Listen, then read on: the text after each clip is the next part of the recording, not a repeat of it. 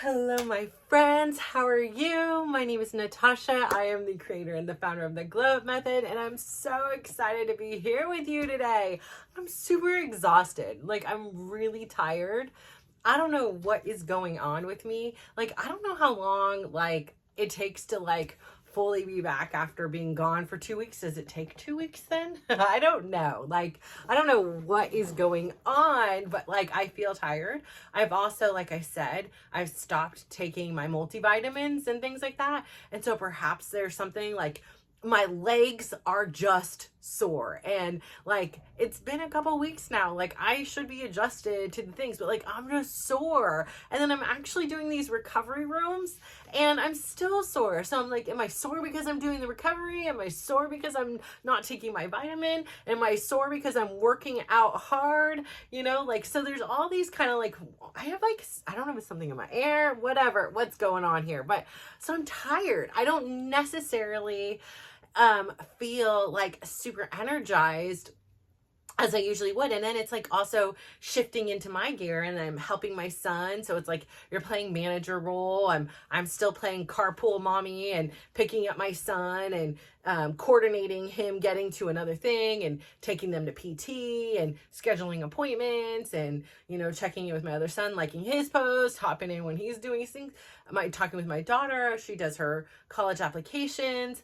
Today is my Chris's, I don't even know what to call him anymore, but my soon-to-be ex-husband's birthday, which is weird because it's, again, we're navigating. This is the first birthday as a separated couple, and it's well, what am I supposed to do?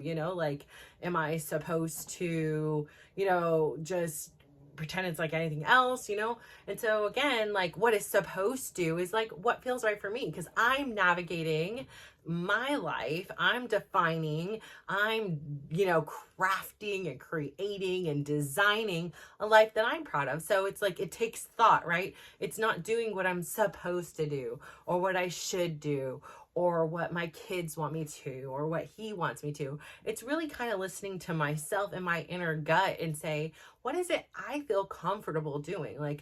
Do I feel comfortable doing nothing at all? No, that's not me.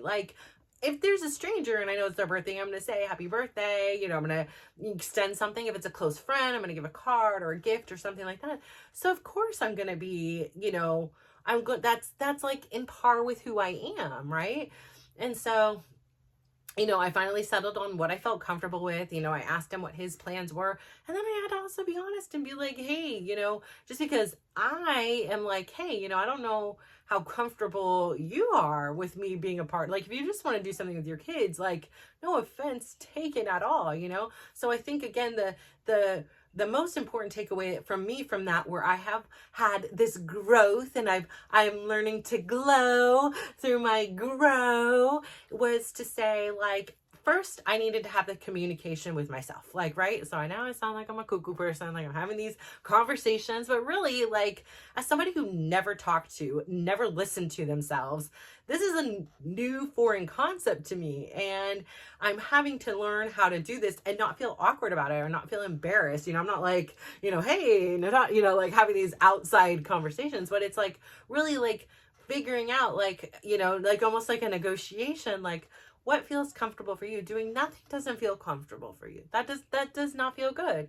But, creating this huge party that was never asked for and all these things like that, that doesn't feel good either. So where I've settled on is what aligns with me, what feels good with me, what I don't have any regrets or remorse or guilt or any of that is what works for me. And then the next layer is, once I've understood my, comfort zone and what I want to do, then extending it to the next layer, right? Communicating and saying, just because I want this, it doesn't mean that he wants to receive this from me or be in my presence, right? We are a separated couple. And so, it's very clear a lot of times that I get on that guy's nerves, which is fine. But I also want to respect that this is his one birthday a year. So, it'll be his only 52nd birthday. So I will respect whatever it is you want to do. It's literally not about me, but there was a piece of it that was, because, it was oh my gosh, what do I do? This is a new experience, with the 20 plus birthday years that we've been together, there was assumptions and there was all these other things that kind of went with that kind of aren't there anymore, which in some ways is really freeing for me personally. Like, I don't have all that pressure and this responsibility to do these things that, like, I should have been doing. Like, I'm told, like, it just, it's freeing. It's affirmation that I'm making the right decisions for my life at this stage of my life. And for who I am today, this is what is most important to me, is having this freedom, having this open dialogue with myself to have a conversation and figure out, what is it I want? I've said it here before. I lived my life so focused on everything external, right? What you thought of me, what he thought of me, what she thought of me, what I thought she thought of me, what I thought he thought, what I thought you thought, what I thought you wanted me to be. I lived this way for so long that in order to be all those people, I had to abandon me. There was no way I could be me and be this person that I thought everybody else wanted me to be. In some situations, I just gotta say, some days water is just like, it's like heaven on the tongue. Like, it is just like, I'm gonna take a second sip because I don't know if I'm just thirsty or what it is, but this just tastes damn good. So I'm going for it again. I'm gonna drool too. Spill the water on me if you enjoy that. Yeah, so I don't even know what I was saying. Got so carried away with the water over here. Like, woo, I feel like I've been in the desert. I didn't even have any water for a long time or something. But no, so we scan the brain, go back, stop thinking about water here. I know you're like telling me and I can't hear you. What? Say it louder. Come on. Shoot it to the future or the past, or the past. Go tell it to me in the past. No, is just living my life for so long based on this external kind of feedback that I was receiving. Really, I was forced to stifle, to silence, to quiet, to not develop this sense of voice inside. This, what it is. Like, I want to live a life of my dreams. What does that even mean? Like, I literally didn't even know my dreams. I like still am discovering my dreams. Cause again, making YouTubes was never on the list, putting myself out there with no makeup, no, my hair not done, after the gym in the same damn workout tank tops and workout clothes all the time. Wasn't on the list. It wasn't even in the ballpark, of things. And here I am, like, things just kind of start coming up as you get going on the journey, and you never know where it's going to take you. And perhaps you do know where it's going to take you. Great. But like, keep your mind open, because you never know when something's going to come up and you're like, yeah, that's the one, like listening to my voice. And like I've said here before, remembering my lectures with my uncle and just, enjoying the writing process and being able to share my stuff there, but also having this other medium, which is so much more dynamic, right? Like when you read, I love listening to audiobooks. So I love hearing when the author reads their things, but I don't have their face and their mannerisms. And, like, this is just like an intimate thing. And I love people. I love talking with people. I love hearing stories. I love sharing other people's stories, because there's so many nuggets of wisdom and awareness in every story and every person, in you, in me, in the person sitting to the left of you. There is so much wealth of knowledge, and there are so many lessons in every single experience that can not only help and guide us, but can help and guide those around us. And, oftentimes, like, we feel like, I know, because there's so many times that I was like, how on earth can I be in a house with 5+ people? I mean, my sisters lived here, my cousins have lived here. Like, I've had so many people live with us, but how could I feel so alone? Like, it didn't make sense. This is a small, like, I think 1,600 square foot house. with 6 people. You do the mathematics. That's not a whole lot of square footage divided between each person. We're very close. There's not a whole lot of secrets. Actually, the guy next door right now, he can probably hear my whole thing, because guess what? When he's filming, I hear him too. So there's not a whole lot of secrets. You probably go outside the door to go to the bathroom and you're like, yep, know what she's talking about today. But there's not a lot of things. So how can somebody who is so surrounded by people, just even physically in the house, and then when I would go out to these soccer games or baseball games or cheerleading events, like I was always surrounded by our parents and moms and dads and cousins and grandmas. And yet I still felt very alone. At those times, I was really close with my extended family. It was before, we have had, what do they call them? Like, I don't know, not rupture, but whatever. And, I can't think of the word right now. The exhaustion's hitting in the brain. But, before those relationships, were where they are currently, I was very close with a lot of my family. So how was it I still felt so alone? And I think it comes down to the fact that that voice inside of me, that inner person in me, was so alone in there. She was just literally, like, if I had a visual, just sitting in a dark room in a corner in a closet, hidden, buried behind everything else. Like, just so irrelevant. And, I really, worked so hard, not knowing that it wasn't the healthiest solution for me. Just, this is what I knew. And I know I'm a hard worker. Whatever I commit to, I am in it. As you can tell, I'm here in it every day recording with you. If I'm here in it, I'm intermittent fasting every day. If I'm here, I'm in it. I'm working out every day. I am in. And I was so in with taking the cues from the world to tell me the way to behave. And I thought it was for my best benefit, right?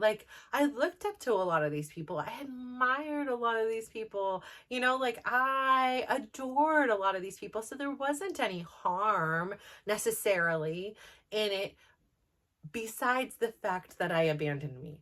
And it's not a bad thing to learn from, or to aspire to have qualities like someone. But I think the challenge for me wasn't that. It was that I was willing to abandon me in order to be whoever anybody else wanted to be.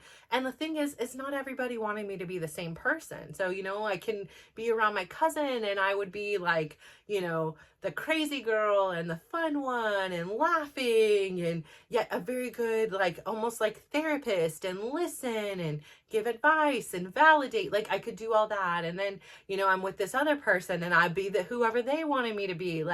I learned how to adapt like a chameleon to each person. And it was just exhausting, right? I was just exhausted, because it would also bring strife when you created, when everybody came back together, that's when trouble came, because it was just I was almost on overload. It was how do I be the fun one, but yet the serious one, but the therapist, but this. So it was my brain was I don't even know who to be right now when so many people are around, because everybody knows me a little bit differently than I really am, and so I know it sounds kind of confusing, right? But maybe you understand, and I don't even know if in the time it was happening, because it was such just my default setting. I don't even know if I would have heard it, that it would have connected to me, that that's what I was doing. I always knew I was a chameleon. So much so that sometimes I get in a room and people have accents and suddenly I have an accent. No, I don't have an accent. I mean, sometimes I do, but actually I do, because I remember this. This was a distinct moment in England, and somebody came up and they were I just love listening to you talk. I love your accent. And I was I have an accent? No, I'm sitting here listening to you. You have the accent. I don't have the accent. They're no, you have an accent. I'm mind blown, So again, I think it's almost like that, where I would have been what? I don't know if I would have understood what my experience was, but I think it would have it would have been a seed that was planted, and I would have kind of festered on it, or things would have happened and I would have been is that what my experience is? Because I always knew I was a chameleon. I always knew, and that's the thing. So I'm with somebody like Chris, who tends to be a little bit more on the negative side and the pessimistic side. And suddenly those attributes were like there, and like complaints and things like this. And it just wasn't me, but like suddenly I found myself in that. Or if I had a friend that was really gossipy and talked like mad bad stuff about people, I would find myself like not even believing what I was saying, like just saying it to be part of the crew, right? Like I would do things that often compromised my own personal thoughts. So that's why it was so much easier to just don't have thoughts, like don't think anything, and then you're not compromising anything. Because I'd lay in bed and I'd be like, did I seriously do that? Like, I don't feel this way about this person, or I don't think that. Like, why am I saying that? Like, or why am I complaining? Like, I'm actually super grateful that I woke up today. Why am I complaining about my life? You know, like, so again, I take that one back to like, you really are, like, especially me, especially in that stage of my life, the combination of the 5 people you spend the most time with. Like if I was with 5 negative, gossipy, pessimistic people, that's where I was. And I'd go back and I'd feel this like, this doesn't feel right, but I just continue to do it. And so now I'm so glad to say that there's so much more awareness and, you know, more intention about who I am. And it's not based on the outside in, it's from the inside out. It's listening to that inner voice. It's discovering. It's kind of like asking myself questions and, you know, slowing down a little bit and getting out of that comfort zone. Like, again, having these, you know, really fortunate experiences, even though before I'm like, I don't know if I want to go and this and this, and I get very worked up and overwhelmed sometimes. But like, not going to the Middle East without even a hotel room is major progress for me. But like, because I was just like, I don't even know like where to stay. I don't know how close things are. I don't know what it's going to be like when I arrive. Like, it was so out of my comfort zone that, you know, again, I can only say a million times over, Saudi Arabians, you know how to treat a woman. Like it was, I felt very privileged, and I felt very seen and heard and respected and safe and just protected when I was there. I really did. And so I just have to say, like, I am so pleasantly surprised that my expectations did not meet what the reality was. And so again, that's a side note, but it's so pressing on me because, again, like, I read so many like scary kind of things, like, and so for that to not have been further from the truth was such a relief.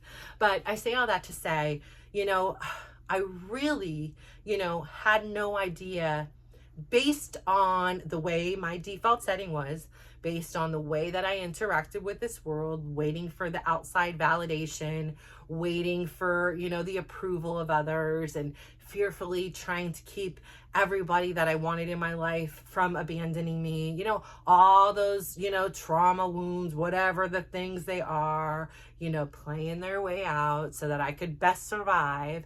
But now I know better. And then I didn't know even what it was I wanted in my life. I didn't even know what my own dreams were. I didn't know what I wanted to do when I grew up. And that was like a couple years ago still.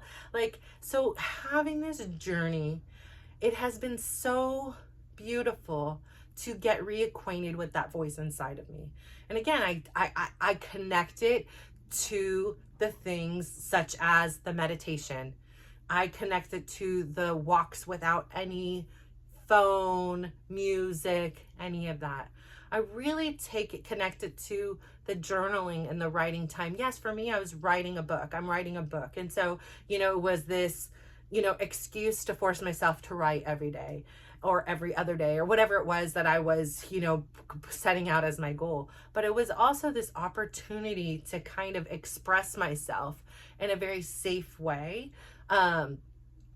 where I knew it was just me and my thoughts until I got it all, you know, prettied up and ready to, you know, go to the next stage. Haven't quite got there yet. I remember, you know, when Chris and I had our, you know, situation where it was like we were going to have a separation and everything, and then we had made the decision that, you know, heck, we'll give it, we have 4 kids, we've, you know, been together for this long, we have a family, like let's just give it one more shot. Like, let's give it our best effort instead of just like throwing in the towel now, knowing that neither one of us has given it our best.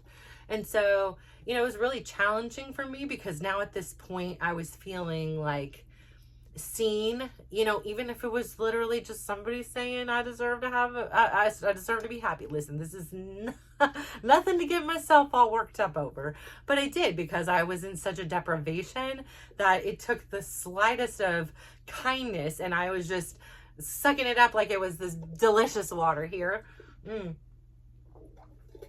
And it was really conflicting for me because it was just this, like, I had come to this realization in my mind that it didn't have to be the way that I had settled on my life being. And so there was this like confliction within me in regards to that.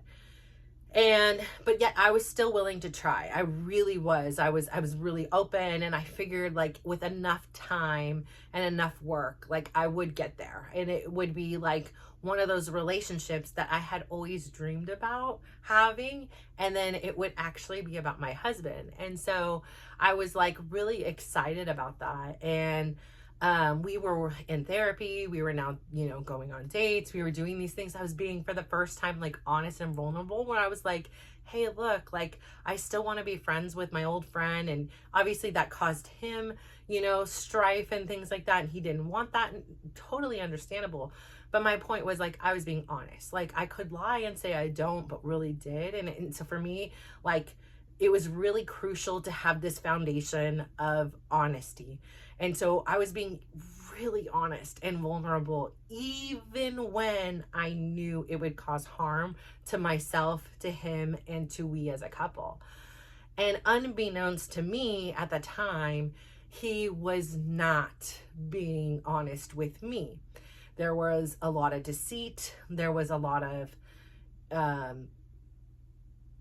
defamatory speech about me to other people within our family. And I just didn't know that was occurring at a time when he was saying, he was being very honest with me. He was telling me, oh, I'm telling you the truth. I'm telling you everything.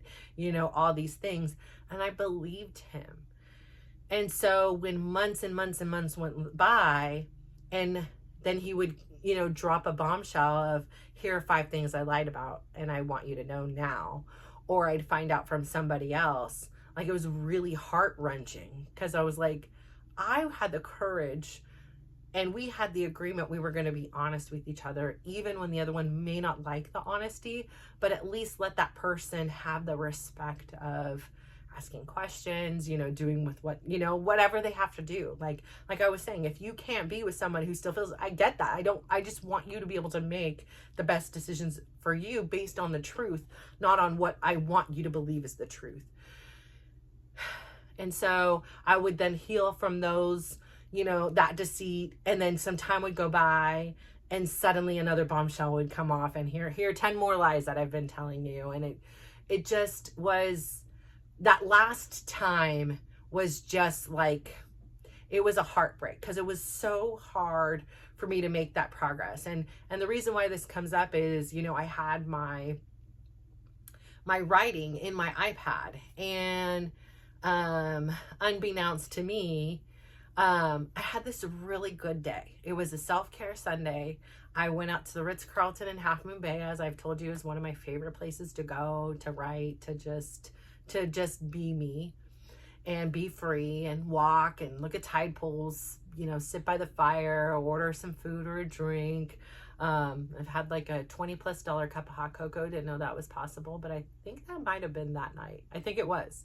So I had a $20+ cup of hot cocoa there. And I came home, and here's the worst part.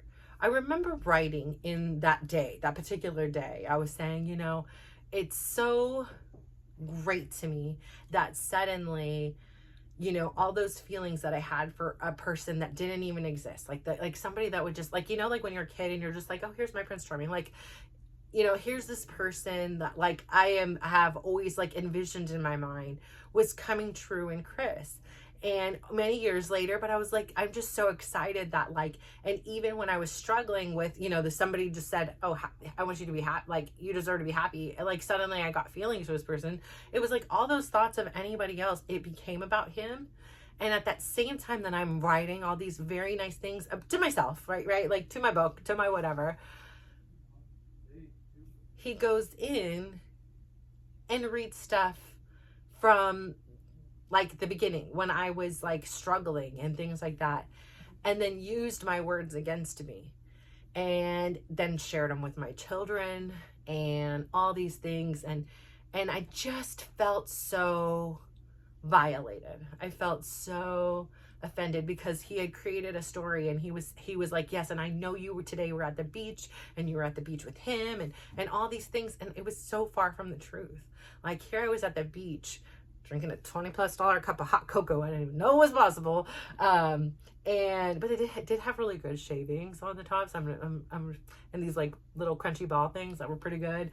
So I'll let it go. I'll let it slide. I'm not saying I ordered it again ever, but I was like, dang, I better lick this cup for $20 for a little cup of hot cocoa. Come on now. I mean, what was I thinking? I was ordering it at the Ritz, so whatever. But still thinking about that $20 hot cocoa. But I think about it, and it was like he had made this whole story a narrative about me again that just wasn't true. And if he had only had at that time the self-control or the courage to talk to me directly, he would have seen what I had wrote that day. And what I had written in the past, yeah, that's the past, and that happens. That's something how I felt. It was something I thought. It's also a book. It's on fact, but it's also on fiction. Like it is. Or is it nonfiction? I don't know. I should know that, right? But like, it's part of it is like made up, like embellished. Part of it is fully true. Like that's the mystery of it all, right? But yeah. And so that was just a real, like to the heart, devastating blow for me. And I, for a long time, felt this urge to defend who I was. And I tried to do everything I could to convince him to like me, to convince him to not say bad things to my family and my friends and my kids about me, and to, want to be around me, and to maybe say something nice and encouraging to me. And I have realized recently that I no longer have that desire to defend me to him. I no longer need to, provide evidence that I'm a good person, and I'm a good wife, and I'm a good mother, and I'm a good just human being in general. And I know that he's hurting, and hurt people, but I don't have to be the victim of his hurt anymore. And so it's so freeing to know that on most occasions I'm not. There are certain times, there are certain things, he is still him, and I get a text that goes off about how I have no care for him and all these things, and it's just not true, right? Like that's the follow-up to, do you have any birthday plans? Is there anything I can do to help? Is you don't think of me. I just did, okay? So it does go into it. The default setting for me is to defend, is to, give the evidence. Here's like, this shows I care and everything. And honestly, like the people that know I care, know I care. I don't need to provide evidence. And the people that care about me, I know they care, right? They don't need to provide me with evidence and stories about this is the way I care and everything like that. So I say all that to say, really listen to your inner voice. And I know it may not be easy. I know there are people out there, I can't be the only one, that just don't even know what that voice sounds like, and don't even know that it's okay to listen to it, and don't know that it's okay to negotiate with it. Like, no, I don't feel okay doing this. Like it's okay to experiment and try different things. The important thing is to acknowledge that you are a person too, that your voice matters, your place at the table matters, you matter so much to this world, and this is your one life. You get one shot as far as we know. Go out there and live your life for you. You are not living your life for your spouse, your friends, your employer, your kids. You're put on this earth to live this life for you and uniquely be exactly who you are. So I say all that to say thank you so much for tuning in today. My name is Natasha. I know you know that, but please go out there today, give somebody a big smile, give them a compliment, and just watch how they glow up. So thank you. Mwah. Bye.